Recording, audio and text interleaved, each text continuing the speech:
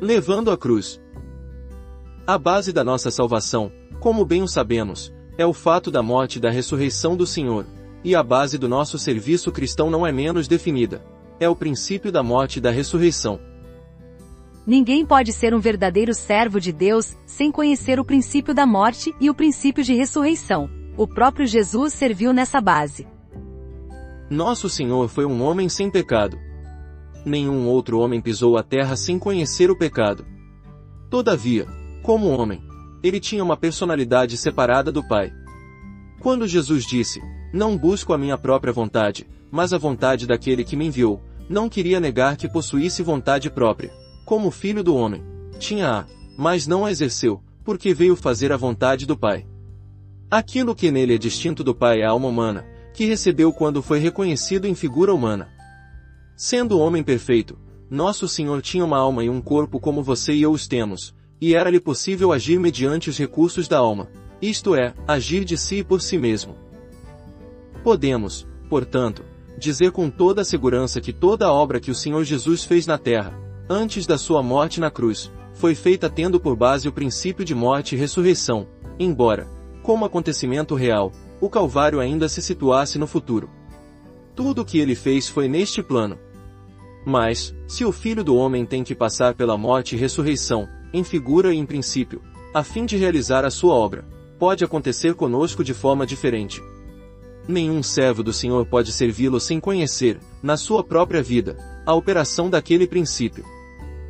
Se voltarmos ao Antigo Testamento, acharemos ali a mesma verdade. Refiro-me a uma passagem familiar no capítulo 17 de Números. Contestou-se o ministério de Arão, perguntando-se entre o povo se era ele verdadeiramente o escolhido de Deus, e assim, Deus vai provar quem é seu servo e quem não é. Como o faz? 12 varas mortas são colocadas perante o Senhor no santuário, diante do testemunho, e ficam ali durante uma noite. Na manhã seguinte, o Senhor indica o seu servo escolhido por meio da vara que se cobre de renovos, que floresce e frutifica. Todos conhecemos o significado disto. A vara que floresceu fala da ressurreição. É a morte e a ressurreição que marcam o ministério reconhecido por Deus. Sem isso, nada temos. O florescimento da vara de Arão provou que ele baseava seu serviço no princípio certo, pois Deus somente reconhece como ministros seus os que passaram pela morte para o alicerce da ressurreição. Temos que ver agora como o Senhor se propõe a tratar da alma, e, em seguida, como isto afeta a questão do nosso serviço prestado a Ele. A operação subjetiva da cruz. Devemos conservar agora diante de nós 4 passagens dos Evangelhos, Mateus 10:34 a 39, Marcos 8:32 a 35, Lucas 17:32 a 35 e João 12:24 a 26. Estas 4 passagens têm algo em comum. Em cada uma delas, o Senhor nos fala acerca da atividade da alma do homem, e algo se diz quanto a algum aspecto ou manifestação da vida da alma. Nestes versículos ele mostra claramente que há uma só maneira de encarar a alma e tratar do problema, e esta consiste em levarmos a cruz cada dia e em o seguirmos.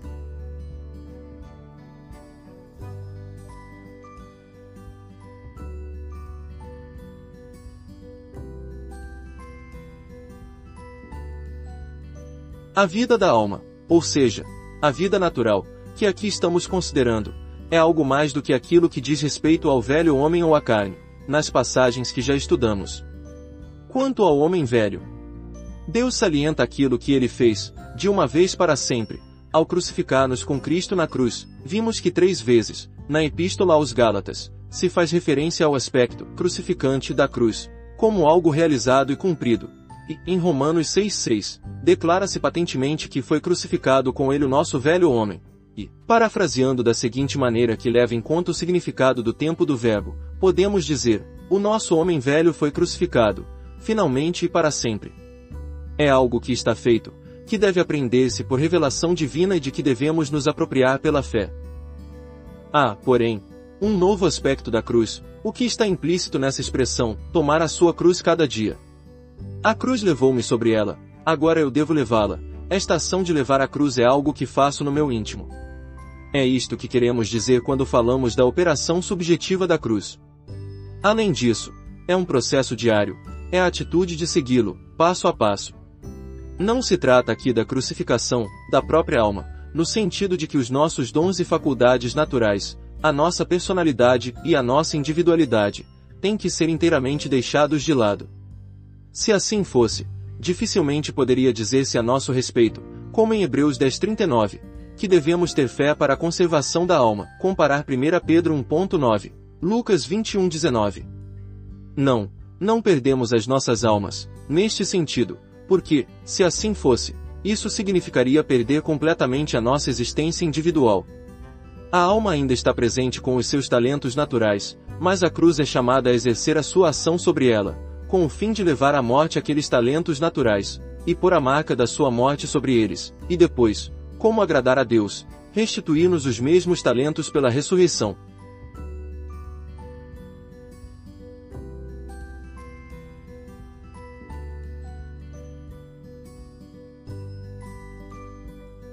É neste sentido que Paulo, escrevendo aos Filipenses, expressa o desejo, para o conhecer e o poder da sua ressurreição e a comunhão dos seus sofrimentos, conformando-me com ele na sua morte. Filipenses 3:10.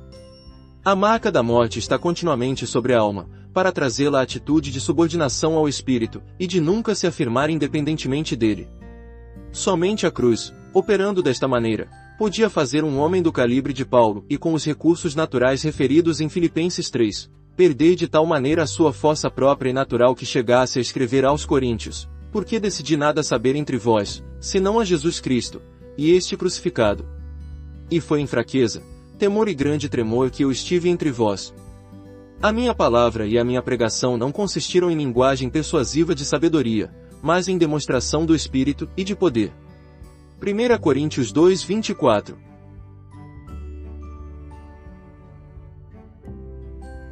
A alma é o centro das afeições e a grande parte das nossas decisões e ações é por ela influenciada. Note-se que nada há de deliberadamente pecaminoso nelas, trata-se, porém, de haver em nós algo que se pode prender em afeição natural a outra pessoa e que, como resultado, pode influenciar erradamente todo o curso da nossa ação. Assim sendo, o Senhor nos diz: quem ama seu pai ou sua mãe mais do que a mim, não é digno de mim. Quem ama seu filho ou sua filha mais do que a mim, não é digno de mim. E quem não toma a sua cruz, e vem após mim, não é digno de mim. Mateus 10:37-38. Notemos que aqui se demonstra que seguir o Senhor, no caminho da cruz, é o seu plano normal para nós, o único caminho que ele nos aponta. Qual é o resultado imediato? Quem acha a sua vida, perdê-la-á. Quem, todavia, perde a vida por minha causa, achá-la-á. Mateus 10:39. O perigo oculto está naquela obra sutil das afeições que nos desvia do caminho de Deus, e a chave da questão está na alma. A cruz tem que tratar disso. Eu tenho que perder a minha alma, no sentido em que o Senhor empregou aquelas palavras e que procuraremos explicar aqui. Alguns de nós conhecemos bem o que significa perder a alma. Já não podemos satisfazer os seus desejos, não podemos ceder às suas instâncias, não podemos gratificá-la. É isto a perda da alma. Passamos por um processo doloroso para desencorajar aquilo que a alma pede. E muitas vezes temos que confessar que não é um pecado específico que nos impede de seguir o Senhor até o fim. Somos detidos por causa de algum amor secreto, e alguma afeição perfeitamente natural nos desvia da nossa carreira. Sim, a afeição desempenha um papel muito grande em nossas vidas, e a cruz tem que intervir nisto e fazer a sua obra.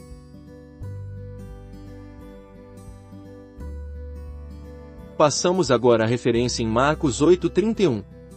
O nosso Senhor acabará de ensinar aos seus discípulos em Cesareia de Filipos que ele morreria nas mãos dos anciãos dos judeus. E então, Pedro, com todo o seu amor pelo seu mestre, insurgiu-se e censurou-o, dizendo-lhe: Senhor, não faças isso, tem pena de ti, isso nunca te acontecerá. Levado pelo seu amor pelo Senhor, apelou para ele, para que se poupasse, e o Senhor repreendeu Pedro como se estivesse repreendendo Satanás, por cogitar das coisas dos homens e não das coisas de Deus. Marcos 8:31-33. Falou então uma vez mais a todos os presentes, nestes termos: se alguém quer vir após mim, a si mesmo se negue, tome a sua cruz e siga-me. Quem quiser, pois, salvar a sua vida, perdê-la-á, e quem perder a vida por causa de mim e do Evangelho, salvá-la-á. Marcos 8:34-35. Mais uma vez é a alma que está sendo focalizada, e aqui se trata especialmente do desejo da alma pela autopreservação. Há aquela atuação sutil da alma que diz: se me fosse permitido viver, faria tudo, estaria pronto a tudo, devo certamente ser conservado vivo. E assim temos a alma quase gritando por socorro: ir à cruz, ser crucificado, isso é realmente demais. Tem misericórdia de ti mesmo, tem pena de ti. Queres dizer que vais contra ti mesmo a fim de ires com Deus? Alguns de nós sabemos bem que, a fim de prosseguir com Deus, muitas vezes é preciso ir contra a voz da alma, a nossa própria ou a de outras pessoas, e deixar a cruz intervir para silenciar aquele apelo por autopreservação.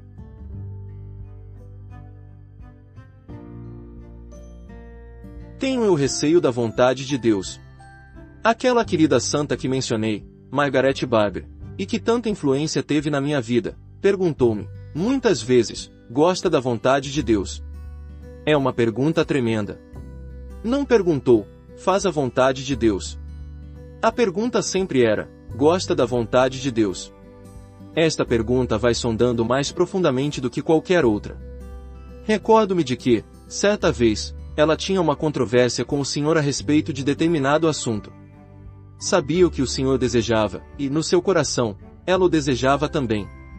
No entanto, era-lhe difícil, e ouvia orar da seguinte maneira: Senhor, confesso que não gosto do que tu queres, mas, por favor, não cedas ao meu sentimento. Espera apenas um pouco, Senhor, e eu me submeterei inteiramente a ti. Ela não queria que o Senhor cedesse a ela, diminuindo o que exigia dela. Ela nada desejava senão agradar-lhe.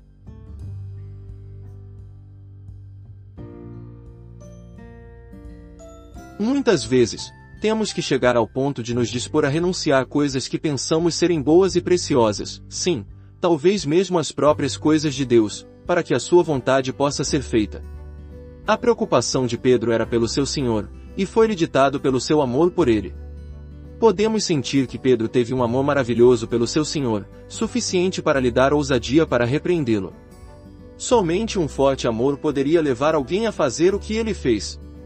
Sim, mas quando há pureza de espírito, sem aquela mistura de alma, não se será levado a cometer aquele erro de Pedro. Reconheceremos a vontade de Deus e verificaremos que é esta a única coisa com que o nosso coração se regozija. Então, não derramaremos uma lágrima sequer de simpatia pela carne. Sim, a cruz faz um corte profundo, e aqui percebemos, mais uma vez, quão severamente ela tem que tratar com a alma. Uma vez mais o Senhor Jesus trata do assunto da alma, em Lucas 17, esta vez em relação ao seu regresso. Falando do dia em que o Filho do Homem se manifestar, ele estabelece um paralelismo entre esse dia e o dia em que Ló saiu de Sodoma, versículos 29 e 30. Um pouco mais adiante, referiu-se ao arrebatamento, com palavras duas vezes repetidas: um será tomado, e deixado o outro, versículo 34 e 35. Mas, entre a sua referência à chamada de Ló de Sodoma, e a alusão que fez ao arrebatamento, o Senhor profere aquelas memoráveis palavras: naquele dia quem estiver no eirado e tiver os seus bens em casa, não desça para tirá-los, e de igual modo quem estiver no campo não volte para trás. Lembrai-vos da mulher de Ló, versículo 31 e 32. Lembrai-vos da mulher de Ló. Por quê? Porque quem quiser preservar a sua vida, perdê-la-á, e quem a perder, de fato a salvará, versículo 33.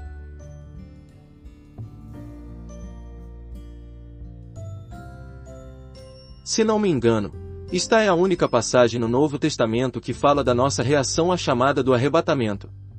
Podemos ter pensado que, quando o Filho do Homem vier, seremos arrebatados automaticamente, pelo que lemos em 1 Coríntios 15, 51 a 52, transformados seremos todos, num momento, num abrir e fechar de olhos, ao ressoar da última trombeta.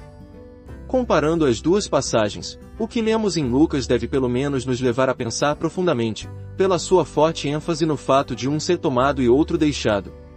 Trata-se da nossa reação à chamada, fazendo-se apelo muito urgente no sentido de estarmos prontos, comparar Mateus 24, 42.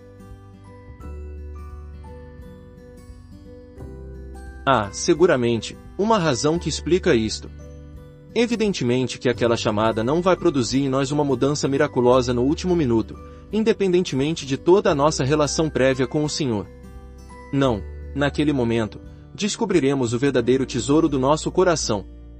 Se é o Senhor mesmo, então não haverá um olhar para trás. Um relance para trás decide tudo. É tão fácil ficar mais apegado aos dons de Deus do que ao próprio doador, e até, acrescentaria, mais ligado ao trabalho de Deus do que a Deus mesmo.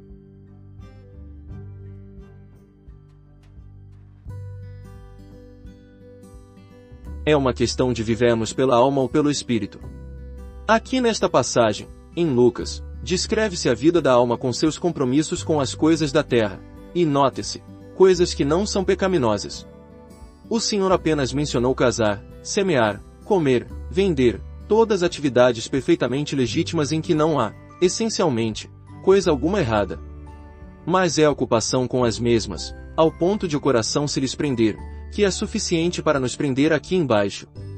O caminho de saída deste perigo é por meio de se perder a alma. Encontramos uma bela ilustração disto na ação de Pedro, quando reconheceu o Senhor Jesus ressurreto nas margens do lago. Embora ele regressasse com os outros ao seu emprego inicial, agora já não pensava no barco, nem sequer nas redes cheias de peixes, tão miraculosamente pescados. Quando ouviu o grito de reconhecimento de João, "É o Senhor", lemos que ele lançou-se ao mar. Este é um verdadeiro desapego das coisas. A questão em causa é sempre, onde está o meu coração? A cruz tem que operar em nós um verdadeiro desapego espiritual de tudo e de todos quando é o próprio Senhor que está em causa. Mesmo nesta situação, entretanto, ainda se trata dos aspectos mais exteriores da atividade da alma. A alma dando largas às suas afeições, a alma impondo-se querendo manipular as coisas, a alma que se preocupa com as coisas da terra. Estas pequenas coisas ainda não chegam ao âmago da questão. Há algo ainda mais profundo que agora procurarei explicar. A cruz e a vida frutífera. Leiamos, de novo, João 12, 24 a 25. Em verdade vos digo, se o grão de trigo, caindo na terra, não morrer, fica ele só, mas se morrer, produz muito fruto. Quem ama a sua vida, no grego, alma, como nas passagens anteriores, perdê-la-á, mas aquele que odeia a sua vida, alma, neste mundo, preservá-la-á para a vida eterna. Trata-se aqui da operação interior da cruz que já mencionamos, ou seja, a perda da alma, relacionada e assemelhada com o aspecto da morte do Senhor Jesus Cristo que já vimos sob o símbolo do grão de trigo, a morte visando a frutificação. Há um grão de trigo com vida em si mesmo, mas ele fica só. Tem o poder de comunicar vida a outros, mas, para fazê-lo, tem que descer às profundezas da morte.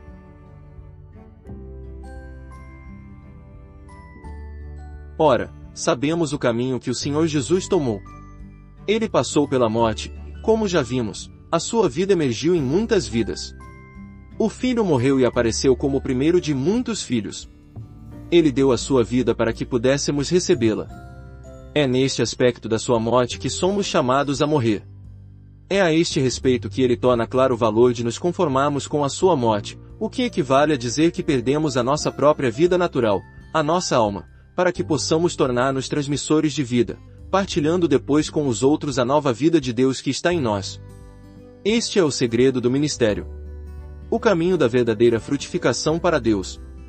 Como Paulo diz, porque nós, que vivemos, somos sempre entregues à morte por causa de Jesus, para que também a vida de Jesus se manifeste em nossa carne mortal. De modo que em nós opera a morte, mas em vós, a vida. 2 Coríntios 4:11 a 12.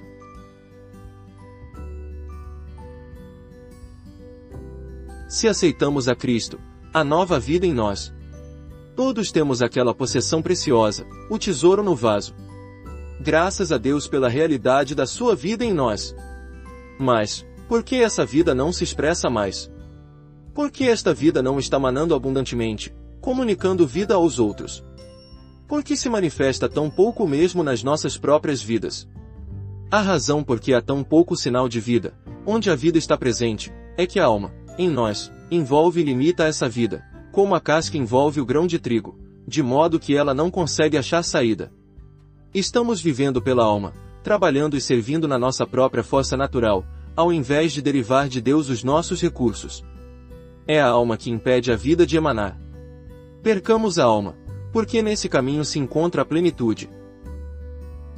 Uma noite escura, uma manhã de ressurreição. Voltemos à vara de amendoeira que foi trazida ao santuário por uma noite escura em que nada havia que se visse, e que de manhã tinha florescido. Ali temos manifestadas a morte e a ressurreição, a vida rendida e a vida ganha, e ali temos o ministério comprovado.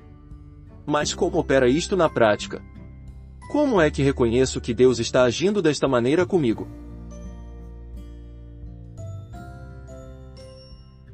Em primeiro lugar, devemos ser claros a respeito de uma coisa: a alma, com o seu fundo de recursos e energias naturais, continuará até a nossa morte.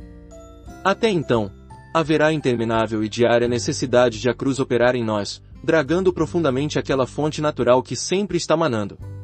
Esta é a condição do serviço, válida para toda a vida, que se expressa pelas palavras: a si mesmo se negue, tome a sua cruz e siga-me. Marcos 8:34. Nunca poderemos dispor dela.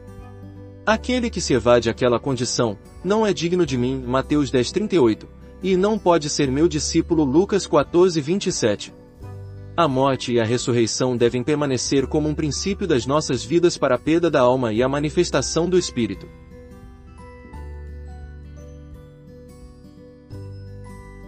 Todavia, pode haver também aqui uma crise que, uma vez ultrapassada, pode transformar toda a nossa vida e serviço para Deus.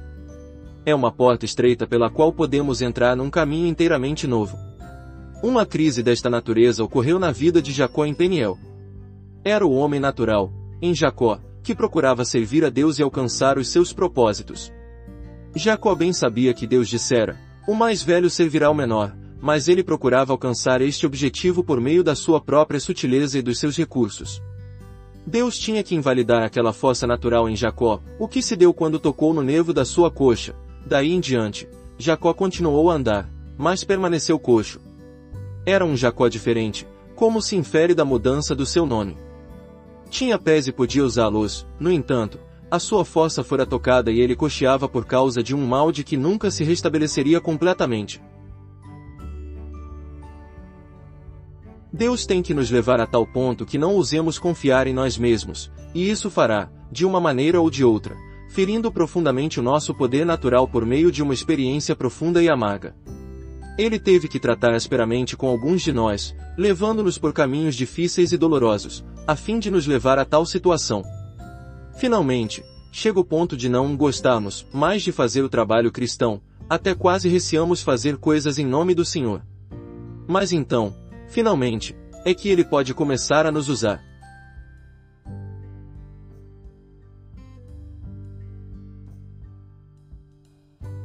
Posso mencionar que, durante um ano depois que fui convertido, tinha um desejo veemente de pregar. Era-me impossível ficar em silêncio. Era como se houvesse qualquer coisa movendo-se dentro de mim, impelindo-me para a frente, e eu tinha que continuar. A pregação tornará-se a minha própria vida. O Senhor pode graciosamente permitir-nos andar algum tempo nestas condições, e não somente isso, mas com uma certa medida de bênção até que um dia, essa força natural que nos impelia tocada. E desde então, já não o fazemos porque o desejamos fazer, mas porque o Senhor o deseja. Antes dessa experiência, pregávamos por causa da satisfação que obtínhamos em servir a Deus dessa maneira. E, contudo, o Senhor não podia mover-nos a fazer uma única coisa que Ele desejava que fizéssemos. Vivíamos pela vida natural, e esta vida varia bastante. É escrava do nosso temperamento. Quando estamos emocionalmente resolutos quanto a fazer a sua vontade, avançamos a plena velocidade, mas quando as nossas emoções estão dirigidas para outro caminho, ficamos muito relutantes em nos movermos, mesmo quando o dever nos chama. Não somos maleáveis nas mãos do Senhor. Assim, Ele precisa enfraquecer em nós aquela força que prefere ou deixa de preferir, que gosta ou deixa de gostar, até que façamos uma coisa porque Ele assim deseja, e não porque gostamos dela. Podemos ter ou não ter gosto nessa coisa, mas a faremos da mesma forma. Não se trata de encontrarmos certa satisfação em pregar ou em fazer este ou aquele trabalho para Deus e, portanto, fazemo-lo. Não. Fazemo-lo agora porque é da vontade de Deus, e não porque nos dá ou deixa de nos dar alegria consciente. A verdadeira alegria que conhecemos por fazer a sua vontade, tem raízes mais profundas do que as nossas emoções variáveis. Deus quer nos levar ao ponto de respondermos instantaneamente quando Ele expressa o mínimo desejo. É este o espírito do servo, Salmo 47:8, mas um espírito desta natureza não se manifesta naturalmente em qualquer de nós. Manifesta-se apenas quando a nossa alma, a sede das nossas energias naturais, da nossa vontade e das nossas afeições, conhece o toque da cruz. Todavia, o que Ele busca e quer ter em todos nós, é semelhante espírito de servo. O caminho para chegar a isto talvez seja, para alguns de nós, um processo longo e doloroso, ou talvez resulte de determinada experiência. Deus tem os seus caminhos e nós devemos respeitá-los. Todo verdadeiro servo de Deus deve conhecer, em alguma ocasião, aquela capacidade de que já se despediu, e que agora passou a ser incapacidade, jamais poderá voltar a ser exatamente o mesmo. Aquela experiência de perder a nossa capacidade natural, humana, deve ser de tal forma que doravante recearemos, realmente, fazer coisa alguma por nós mesmos. Como Jacó, saberemos qual seria a intervenção soberana de Deus se procurássemos fazer alguma coisa por conta própria, e qual seria a triste experiência do nosso coração perante o Senhor, se nos movêssemos sob o impulso da nossa alma. Já tivemos experiência da mão punitiva de um Deus que nos trata como filhos, Hebreus 12:7. O próprio Espírito testifica com o nosso espírito que somos filhos, e que a herança e a glória nos pertencem se com Ele padecemos, Romanos 8:16 e 17, e a nossa resposta ao Pai dos nossos espíritos, é Abba, Pai.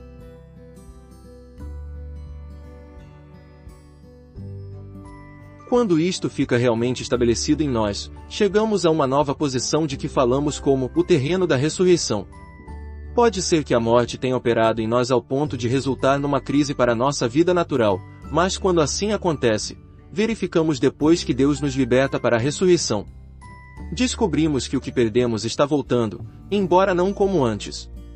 O princípio de vida está em operação em nós agora, é algo que nos dá poder e nos fortalece, algo que nos anima, dando-nos vida. Daqui em diante, o que perdemos será recuperado, mas agora sob disciplina, sob domínio. Permita-se-me esclarecer isto muito bem. Se desejarmos ser pessoas espirituais, não precisaremos amputar as mãos ou os pés, ainda podemos ter o nosso corpo. Da mesma maneira, podemos ter a nossa alma, com o uso pleno das suas faculdades e, todavia, a alma já não é a fonte de onde emana a nossa vida. Já não vivemos nela, não derivamos dela a nossa força, os nossos recursos, já deixamos de viver por ela, apenas fazemos uso dela. Quando o corpo é a nossa vida, vivemos como animais. Quando a alma se torna a nossa vida, vivemos como rebeldes e fugitivos de Deus, dotados, cultos, educados, sem dúvida, mas separados da vida de Deus. Mas, quando chegamos a viver a nossa vida no Espírito e pelo Espírito, embora ainda usemos as faculdades da nossa alma, exatamente como fazemos com as faculdades físicas, elas agora são servos do Espírito e quando atingimos este ponto, Deus pode realmente usar-nos. A dificuldade, porém, para muitos de nós, está naquela noite escura. O Senhor graciosamente me pôs de lado uma vez na minha vida, durante vários meses, deixando-me, espiritualmente, em densas trevas. Era quase como se Ele me tivesse abandonado, quase como se nada estivesse acontecendo e eu tivesse realmente chegado ao fim de tudo. E depois, por fases, Ele tornou a trazer as coisas.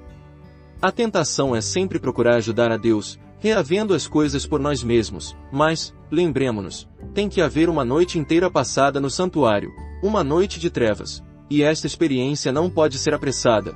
Ele sabe o que faz.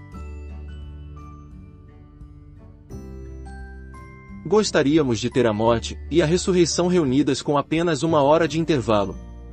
Não podemos suportar o pensamento de que Deus nos ponha de parte durante tanto tempo, não temos paciência para esperar. E eu não posso dizer quanto tempo ele levará, mas, em princípio, penso que podemos dizer, com certeza, que haverá um período definido, em que ele nos conservará assim. Parecerá como se nada acontecesse, tudo aquilo que consideramos de valor vai fugindo para longe do nosso alcance. Perante nós fica como uma parede branca, sem porta alguma. Parece que todas as outras pessoas estão sendo abençoadas e usadas, enquanto que nós próprios fomos ultrapassados e achamo-nos derrotados. Permaneçamos quietos. Tudo está em trevas, mas é apenas durante uma noite. Tem que ser uma noite total, mas é só isso. Depois, verificaremos que tudo nos é restituído numa gloriosa ressurreição, e coisa alguma pode medir a diferença entre o que foi antes e o que agora é. Estava um dia sentado, ao almoço, com um jovem irmão a quem o Senhor falará sobre este mesmo assunto das nossas energias naturais. Ele disse-me: é coisa abençoada saber que o Senhor veio ao nosso encontro e nos tocou desta forma fundamental, e que recebemos esse toque que nos torna incapazes de tudo. Havia um prato de biscoitos entre nós, na mesa, e peguei num e partiu ao meio como se fosse comê-lo. Depois, unindo os dois pedaços, outra vez, com todo cuidado, disse: tudo parece estar perfeitamente bem, mas nunca mais será o mesmo, não é? Uma vez que se quebre a nossa espinha dorsal, submeter-nos-emos ao mais ligeiro toque de Deus. E é assim. O Senhor sabe o que está fazendo com aqueles que lhe pertencem, e não deixará de providenciar, por meio da sua cruz, os suprimentos para todo e qualquer aspecto da nossa necessidade, para que a glória do Filho possa manifestar-se nos filhos.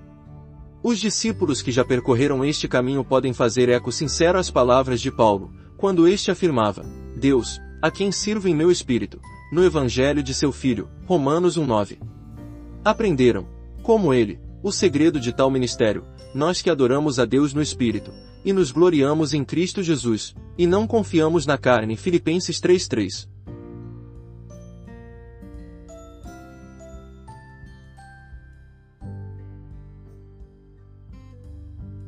Poucos podem ter tido uma vida mais ativa do que a de Paulo.